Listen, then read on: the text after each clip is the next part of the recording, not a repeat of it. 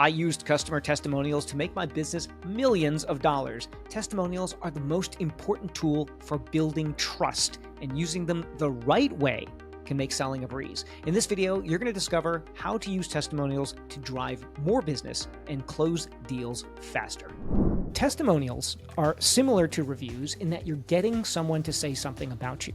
But typically, in a testimonial, you are able to direct it a little bit more than with a review. And you're asking for something that'll be used very often not on an online platform, but might be used in a case study, a presentation, on your website, with folks typically you've worked more closely with. So let's first talk about the psychology of testimonials. You understand what a testimonial is really all about. Because a testimonial is not about, I worked with Raj and he's awesome. Now, have I gotten those testimonials? Yes, largely the unsolicited ones, which is why there's no meat on the bones. Because if I put that on my website, I worked with Raj, he's awesome. What are you going to think about me? Well, you're going to think that someone didn't really take the time to talk more about how Raj is awesome. And what we really want to do is make sure someone fleshes that out. Because here is the critical learning point. I learned this over a decade ago, and it has been critical in making my testimonials more powerful. And that is that purpose of a testimonial is to overcome an objection. I'm going to say that again because it's really important. The purpose of a testimonial is to overcome an objection.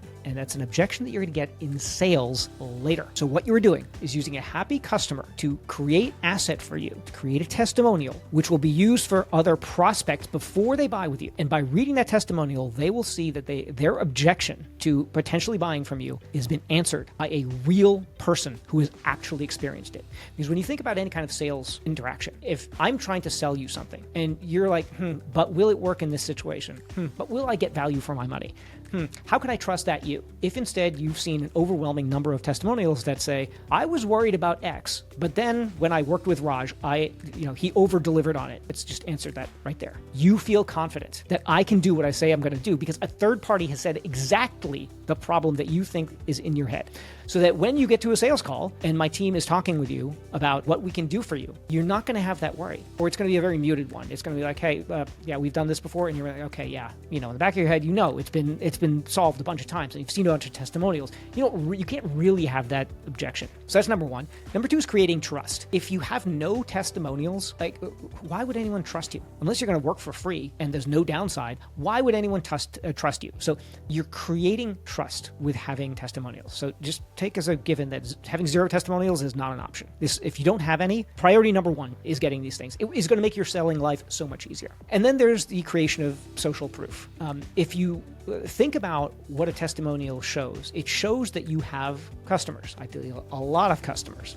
It's kind of like when there's a nightclub and a bar and they put an artificial line, they create an artificial line, right? So there's people lined up around the block and you go and it's actually not that full. They're creating the impression that there are a lot of people who want to go here. And it's a very important psychological principle. Likewise, testimonials are related to that.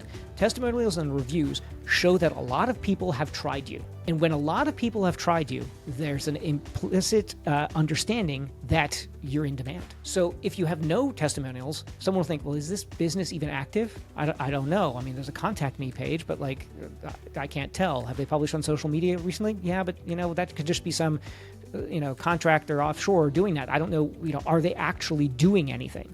When you have customers speaking about you and those reviews are recent, remember the stats we talked about earlier, how recent reviews matter? When you get testimonials that are recent, it speaks volumes. It speaks about you having an active business. You are increasing the perceived demand for your service, and that's going to increase your ability to charge higher fees, close at a better rate. So that's the psychology of testimonials. So as I said, I'll repeat for the third time because it's so important. The point of the testimonial is to overcome an objection. So here's what you should be doing. You should think of every single objection you've had in a sales context. So just go back and whatever the objection was. Now, if you're selling face-to-face, if you're selling over the phone or video, it's much easier, right? You've got this list of objections, or you can think through all the objections. If you're selling primarily online, you can look at reviews that you've had about things that people didn't want. You can do surveys. But either way, think about all the reasons why people didn't buy and list those reasons. And those are the reasons that are going to get testimonials. So you're going to find a testimonial for every objection that you've got. And obviously, you do it in order of the biggest objections or the ones that cause the most sales disruption. And when you are starting to map that, you're going to start to see that people aren't raising that objection as much anymore in sales because you've answered the question. You've answered it before they've even gotten to the sales call. For instance, on the book a call page, if you've got a boatload of testimonials, you do that. Or before you have a sales presentation, you'll send them, here are some testimonials. You can choose to just have a big wall of testimonials. You can group them by whatever aspect of the business they're about. Either way, you can make sure they see them before they get on a sales call. That is going to make your life so much easier. So how do you ask for these testimonials? You know what the testimonials should say because they should map to an objection. When do you ask? So first you ask, like I do, right after delivery. That's one choice. You can say right after electronic delivery. You can say right on purchase. You can say right on delivery. It's very typical to ask right on delivery. But sometimes, as I mentioned on that remorse graph of when people have buyer's remorse, you might want to wait until a little bit longer and also have an email campaign that is encouraging them to consume the product. Another time to ask for testimonials, whenever you get a compliment. If you get a compliment, let's say a customer support rep gets a compliment from a customer saying, thanks for responding so fast, or thanks for handling that so well. And you should get a percentage of those. If you don't get a percentage of like compliments there, you're probably not doing a great job on your support. So you should be getting some of those. That's an opportunity to ask for a testimonial or a review. Say, would you mind? That's fantastic. I'm so happy. I'm so delighted that I could serve you well. Would you be willing to write us a testimonial or write us a review? And at that time, you can do that. And I'm going to give you in a second a format for asking. When customers refer you business, right? If they're referring you business, they're already referring because they think that you're awesome. People don't tend to refer business to companies that they think suck. So if that's the case, when they're referring you business, thanks, that's so awesome. I really appreciate it. Would you be willing to? And here's the testimonial stuff.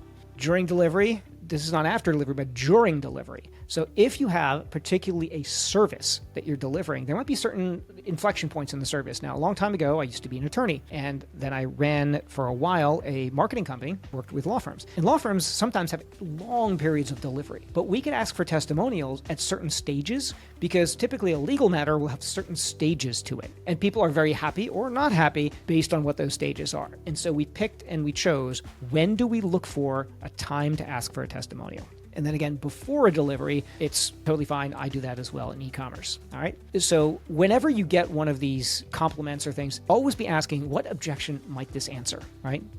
The objection might be, well, how do I know you're going to deliver quickly? Well, here's 10 testimonials about that. So just think about that. Anytime you get any positive feedback, what objection might this answer? When you have testimonials done the right way, you're guaranteed to get more sales. But you also need a sales team that will use them in the right way and close more deals while you do less work.